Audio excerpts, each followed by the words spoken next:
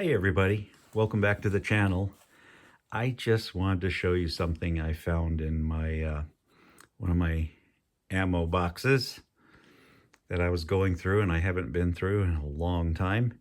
And that is this box of Western cartridges, 45 automatic, Lubaloy. You'll see it says metal cased bullet, 230 grain, non-corrosive priming smokeless powder.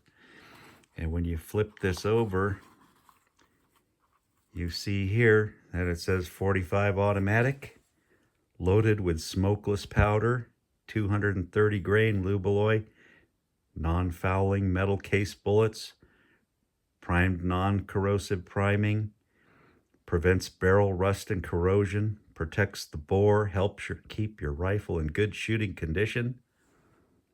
Okay, adapted to Colt, Smith & Wesson, Thompson, and other standard arms chambered for this cartridge. Well, there's a difference in these cartridges from more modern 45s. This box probably was made in the early 50s, 1950s. And when you look at the cartridge, you'll notice that there's a cantilor here. You don't see that in modern cartridges. Let's take a look at a modern cartridge here. There's nothing. It's smooth. The reason for that, you needed that cantilor there to function reliably in the Thompson Sub Machine Guns.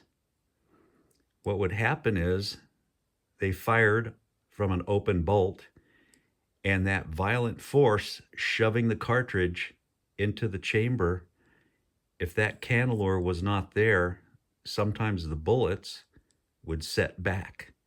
Well, this prevented that from happening. There you go. A little bit of history. Interesting, huh?